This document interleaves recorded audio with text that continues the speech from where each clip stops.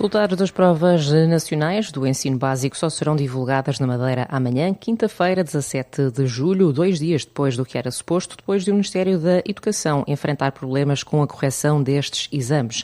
Segundo foi possível apurar, os estabelecimentos de ensino receberam a indicação de que as classificações das provas finais do 9º ano serão enviadas no decorrer do dia de hoje às escolas, de modo a serem produzidas e afixadas as pautas com os resultados, algo que só deverá acontecer amanhã, conforme foram informados já os encarregados de educação. As pautas definitivas dos alunos do 9º ano deveriam ter sido afixadas ontem, contudo, devido a dificuldades técnicas decorrentes dos novos processos de classificação nas provas finais do ensino básico, que este ano foram feitas em formato digital, os resultados só serão conhecidos amanhã. Apesar do atraso na correção afetar um número residual de classificações de provas, o Ministério da Educação decidiu adiar a comunicação às escolas das classificações de todas as provas para preservar a integridade do processo de avaliação externa, assegurando a igualdade entre alunos no acesso à informação. O Partido Socialista já criticou um governo da República que, depois de estragar o arranque dos anos letivos, conseguiu agora o feito de estragar também a sua conclusão. Paula Dias. Numa altura em que as notas dos exames do 9º ano ainda não chegaram às escolas, o Partido Socialista admite que o impasse em relação aos resultados é preocupante e pede ao Ministro da Educação que preste esclarecimentos aos alunos e às famílias. O deputado do PS, Porfírio Silva, rejeita para já chamar o Ministro ao Parlamento, mas lamenta que o Governo esteja a estragar o final do ano letivo a 100 mil alunos. Nós já sabíamos que o PSD era especialista em estragar aberturas de anos letivos. Agora vemos o PSD com uma nova especialidade, que é estragar conclusão de anos letivos, pondo stress adicional sobre alunos que estão a tentar terminar um ciclo de aprendizagem. Nós estamos a falar de quase 100 mil alunos, estamos a falar das famílias que são sempre arrastadas para este stress. Francamente, este padrão de eu não tenho nada a ver com isto, vou mandando umas notas e depois logo se vê, não nos agrada. Mas temos ainda a esperança de que o Sr. Ministro, desta vez, esperemos que não invente outra auditoria para adiar uns meses, mais uns meses, a explicação de mais uma atrapalhada causada por decisões do seu Ministério, temos essa esperança. Mas, de facto, é preocupante, pensando nos alunos, pensando nas famílias, pensando que é um momento importante das suas vidas. E no caso do Ministro da Educação, Fernando Alexandre, ainda não deu essas explicações de viva voz. Em relação ao exame de matemática e depois do Júri Nacional de Exames ter assumido constrangimentos relacionados com o tempo de compensação que os alunos tiveram para fazer a prova, ficou a saber-se que em 15 agrupamentos de escolas do país, os pais foram contactados para decidir o que fazer. Ou os pais aceitavam o resultado do exame de matemática ou a prova seria anulada e o exame repetido na sexta-feira. Em relação a esta prova de matemática do 9º ano, houve denúncias de falta de confidencialidade, porque o facto do exame ter sido feito em 2 turnos permitiu o contacto entre os alunos. Além disso, este exame foi depois parar às redes sociais. Em muitas escolas, os alunos levaram para esta prova o computador pessoal com ligação à internet. Os alunos aguardam as classificações das provas finais do 9º ano para proceder ao levantamento do certificado de habilitações que autentica a conclusão do ensino básico, um documento que é indispensável para a inscrição no 12º ano de escolaridade, um processo que em muitos estabelecimentos de ensino secundário estava previsto para o dia de hoje. Pelo 3º dia consecutivo, as lojas dos CTT na Madeira estão impedidas de proceder ao reembolso do subsídio social de mobilidade aos cidadãos residentes que tenham realizado viagens entre a Madeira e o continente ou os Açores. Ainda assim, a empresa prestadora do serviço garantiu que nenhum cidadão ficará prejudicado. Nas justificações dadas pelos CTT desde segunda-feira, têm sido apontadas anomalias nos sistemas informáticos internos, mas também, pelo menos desde ontem, constrangimentos na ligação ao portal da Autoridade Tributária, uma ferramenta fundamental para a validação dos dados do contribuinte. A assessoria de imprensa do CTT, contactada pelo Diário, esclarece que, devido a esta indisponibilidade do sistema, será garantido o pagamento dos reembolsos atrasados, mesmo que ultrapasse o prazo normalmente decretado para o efeito de 90 dias após a realização da viagem.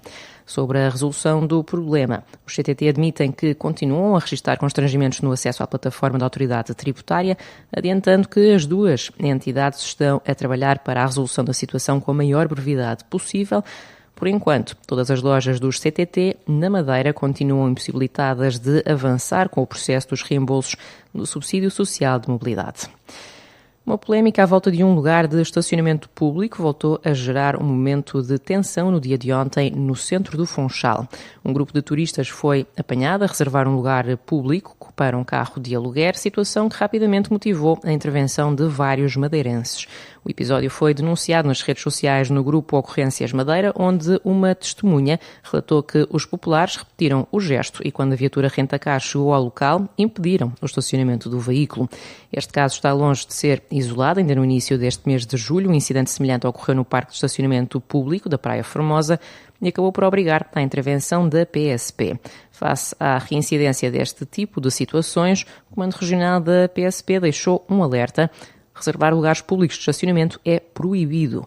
A polícia acrescenta que este comportamento pode constituir uma contraordenação, sendo punível com uma coima até aos 500 euros.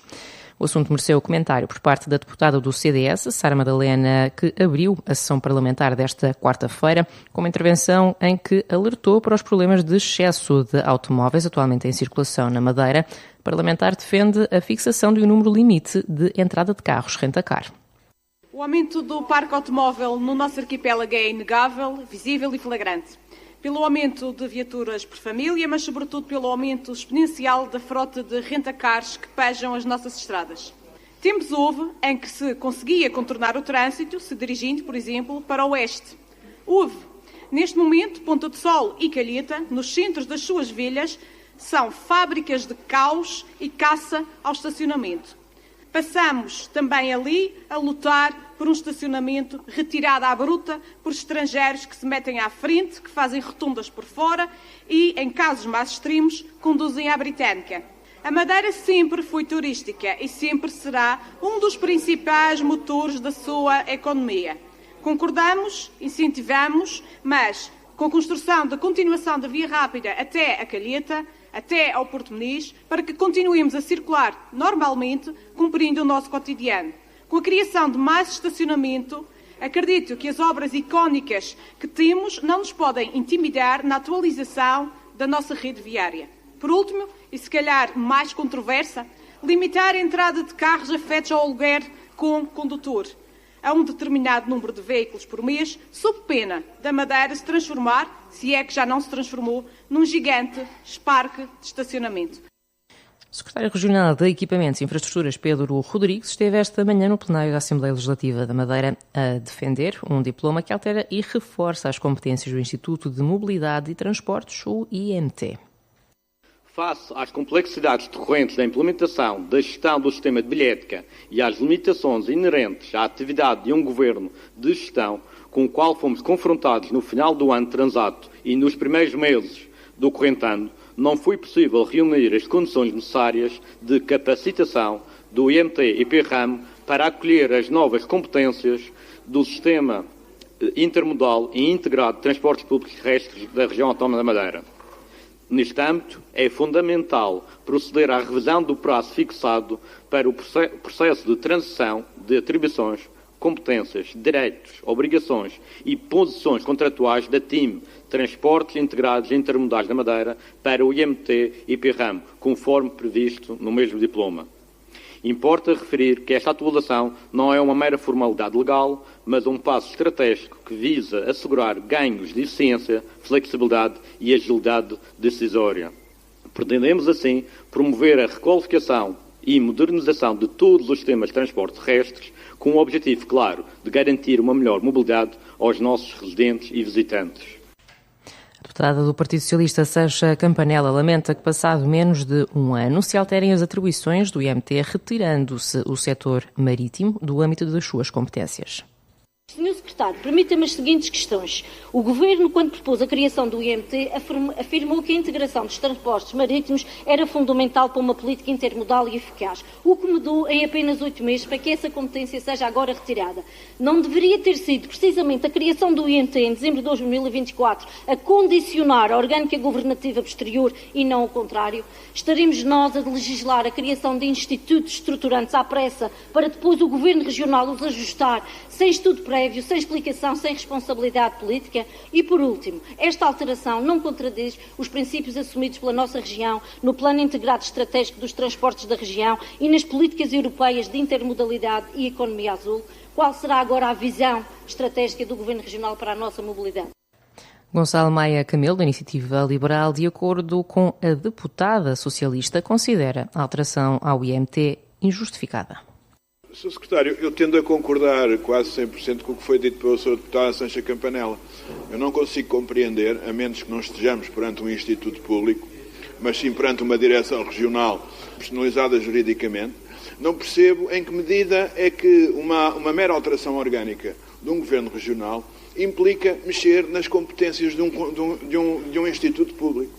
Não percebo, nunca vi tal coisa. Já agora faço a seguinte pergunta: para quem então quem é que passa a ser agora o regulador dos transportes marítimos? Há alguma direção regional? E cada vez que mudarmos a orgânica de um governo regional, vamos estar a mudar os estatutos dos institutos, consoante essas alterações pontuais orgânicas?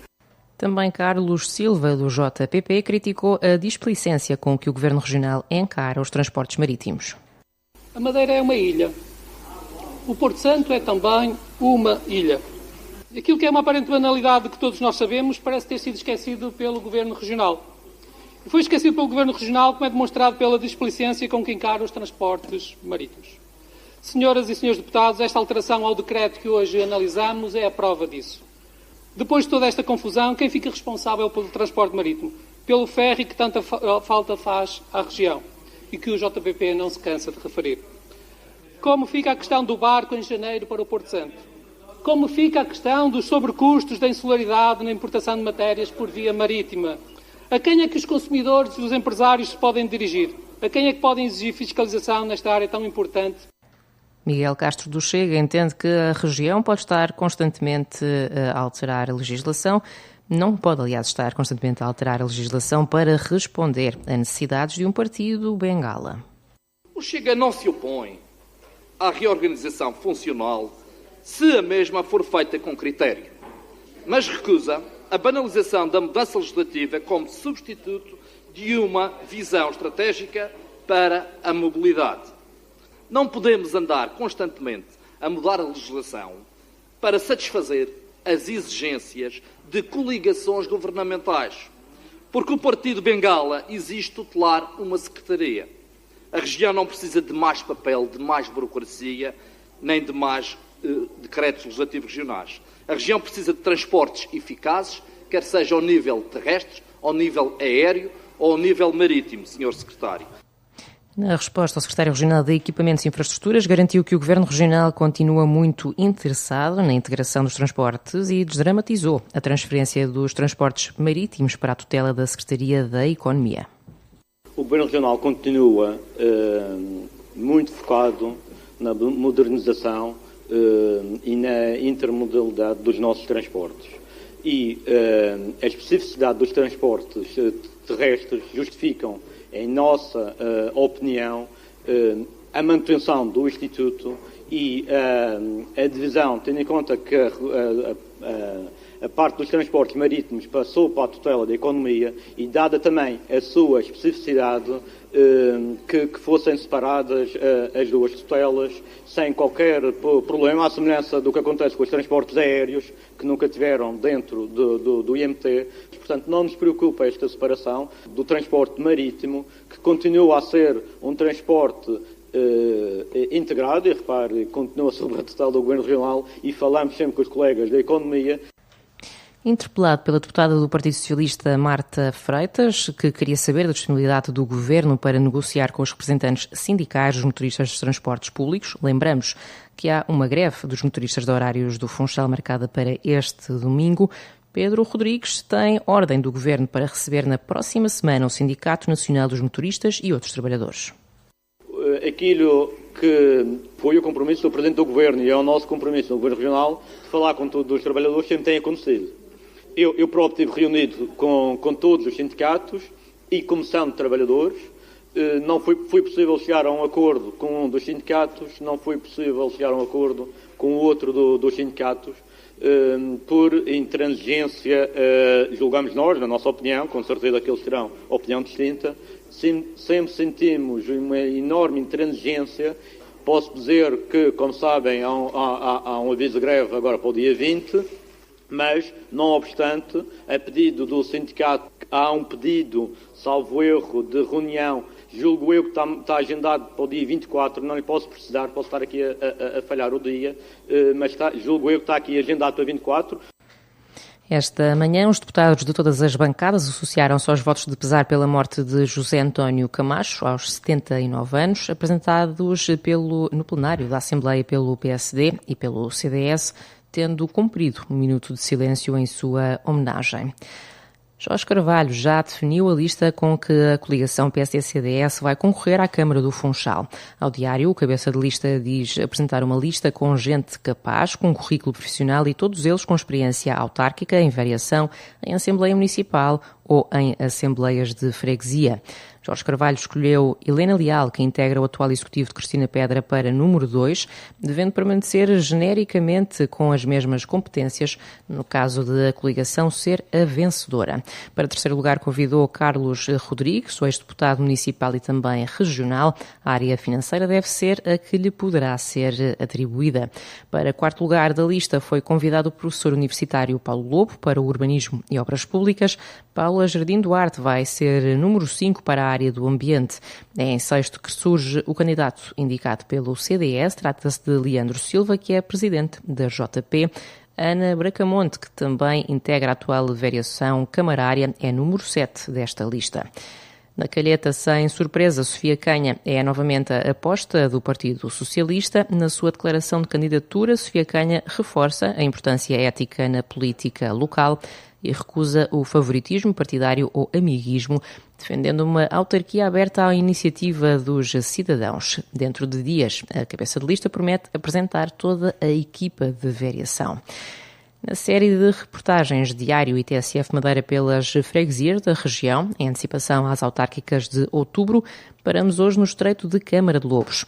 O Estreito é sentido pelos residentes como uma freguesia desenvolvida, ainda é terra de vinha e de vinho, uma realidade que a Zona Alta de Câmara de Lobos hoje partilha com a de dormitório, que começa a assumir.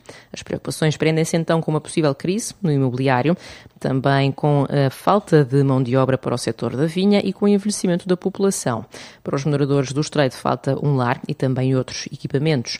A reportagem é assinada pela jornalista Paula Henriques e pode ser lida na íntegra na edição do Diário desta quarta-feira. Foram as notícias com Sofia Carraca Teixeira. TSF Madeira, Rádio de Informação.